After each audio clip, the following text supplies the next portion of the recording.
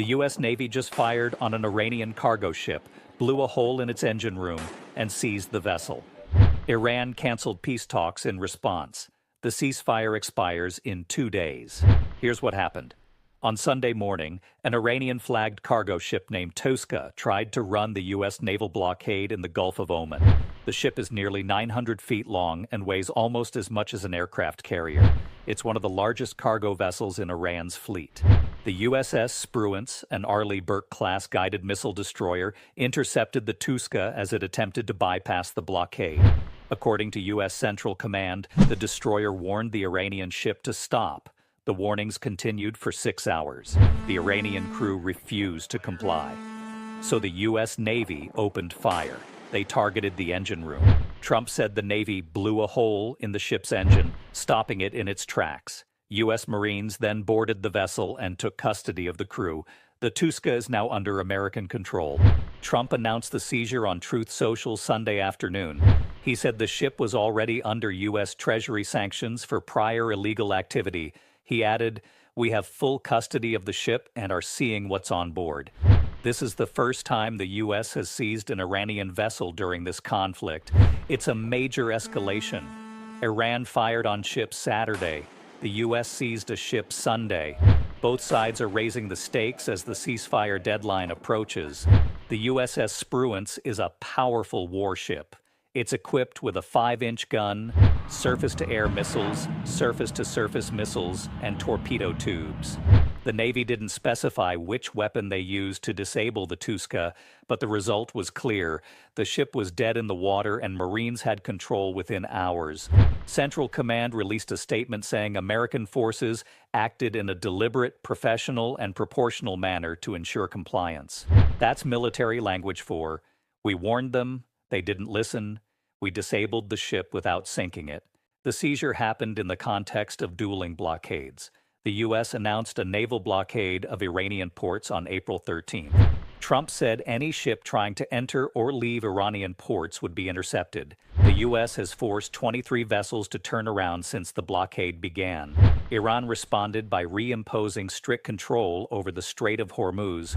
Iran's chief negotiator, Mohammad Bagher Ghalibaf, said it plainly on Iranian state TV. It is impossible for others to pass through the Strait of Hormuz while we cannot. So both waterways are effectively blocked. The U.S. controls Iranian ports. Iran controls the strait. Global shipping through the Gulf has collapsed.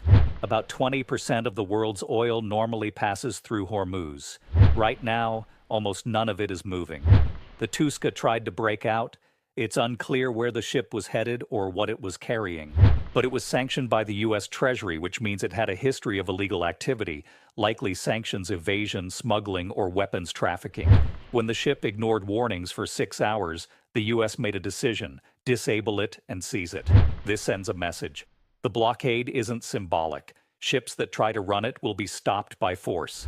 Iran's response was immediate. Hours after the seizure, Iran's official news agency, IRNA, announced that Iran would not be sending a delegation to Pakistan for the second round of peace talks. The talks were supposed to restart this week. Vice President J.D. Vance, Trump's son-in-law Jared Kushner, and Special Envoy Steve Witkoff were already preparing to travel to Islamabad. Iranian sources had told CNN a delegation would arrive Tuesday, but Sunday afternoon, Iran pulled out. IRNA cited Washington's excessive demands, unrealistic expectations, constant shifts in stance, repeated contradictions, and the ongoing naval blockade as reasons for refusing to negotiate. Translation: Iran says the U.S. is negotiating in bad faith. They claim the U.S. keeps moving the goalposts, and they say the naval blockade is a violation of the ceasefire, so there's no point in talking while it's in place. The U.S. position is different. Trump and Vance argue that Iran violated the ceasefire first by closing Hormuz again and firing on ships Saturday. From the U.S. perspective, the blockade is a response to Iranian aggression, not a violation of the truce. So now there are no talks scheduled. The ceasefire expires Tuesday, April 22nd. That's 2 days from now, and neither side has agreed to extend it. Let's recap what the ceasefire was supposed to accomplish. It started on April 8th. It was a 2-week pause brokered by Pakistan. The terms were simple: stop fighting, reopen Hormuz, and use the time to negotiate a permanent peace deal. The first round of talks happened April 11th and 12th in Islamabad. They lasted 21 hours. No deal was reached. Vance said Iran refused to commit to ending its nuclear program. Ghalibaf said the U.S. failed to gain Iran's trust. Then, Iran briefly reopened Hormuz on Friday, April 17th. Oil prices crashed 12%. Markets surged. Everyone thought the crisis was easing. But Trump said the U.S. blockade would stay in place until a full peace deal was signed. Iran saw that as betrayal. By Saturday, Iran had closed Hormuz again and fired on ships trying to pass through. Sunday, the U.S. seized the Touska, and now Iran refuses to negotiate. Here's where the sticking points are. The U.S. wants Iran to stop enriching uranium forever. Not for 5 years, not for 20 years, forever. The U.S. also wants Iran to stop supporting Hezbollah, Hamas, and other militant groups in the region. In return, the U.S. would lift sanctions and unfreeze Iranian assets, potentially more than $20 billion. But only after Iran complies with the nuclear and regional demands. Iran's position is the opposite. They want sanctions lifted first. They want security guarantees that the U.S. and Israel won't attack them again. They want war reparations. And they want international recognition of Iranian sovereignty over the Strait of Hormuz. On uranium enrichment, Iran proposed a 5-year pause. The U.S. proposed 20 years. Neither side budged. Iran says it will never accept being an exception from international law. The U.S. says it needs a fundamental commitment that Iran will not develop nuclear weapons. These positions haven't changed since the talks collapsed. And now, with the ship seizure and Iran pulling out of negotiations, the gap is wider than ever. If the ceasefire expires Tuesday without an extension, the war resumes. The U.S. will restart airstrikes on Iran. Iran will resume missile attacks on Israel and U.S. bases. Hormuz stays closed. Oil prices spike. Markets crash. And the conflict that paused on April 8th reignites on April 22nd. There's a pattern here. Every time one side makes a concession, the other side keeps the pressure on. Iran opens Hormuz. Trump keeps the blockade. The U.S. offers talks. Iran fires on ships. The U.S. seizes a ship. Iran cancels talks. Neither side is willing to make the first move toward de-escalation. Both sides are waiting for the other to blink, and the clock is running out.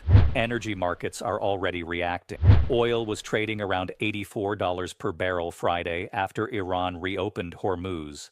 By Monday morning, it could be back above $100. European countries that depend on Gulf oil are scrambling for alternatives. Shipping companies have stopped sending vessels anywhere near the region. The economic damage is global. The IMF and European Central Bank have both warned that the conflict is fueling stagflation, rising prices combined with slowing growth. The longer this drags on, the worse it gets. And it's not just economics. The human cost is mounting. More than 4,000 people have been killed since the war started on February 28th, most of them in Iran and Lebanon. Civilians are dying, infrastructure is destroyed, entire cities are under bombardment. The Lebanon front is also unstable. There's a separate 10-day ceasefire between Israel and Hezbollah. It started Friday, but a French UN peacekeeper and 2 Israeli soldiers were already killed over the weekend. Hezbollah and Israel are blaming each other. That ceasefire could collapse too. So here's where we stand. The U.S. just seized an Iranian ship after disabling it with gunfire. Iran canceled peace talks and blamed the U.S. blockade. The ceasefire expires in 2 days. No extension is in place. No second round of talks is scheduled. Both sides are locked in a standoff. The U.S. says, lift restrictions on Hormuz, stop enriching uranium, stop supporting militants, then we'll lift sanctions. Iran says, lift sanctions, end the blockade, guarantee our security, then we'll negotiate. Nobody's moving. And in 48 hours, the pause ends. The U.S. Navy just proved it will use force to enforce the blockade. Iran just proved it won't negotiate under pressure, and the world is watching to see if this fragile truce collapses into full-scale war again. 2 days left, no talks, no deal, no extension. This is how wars restart.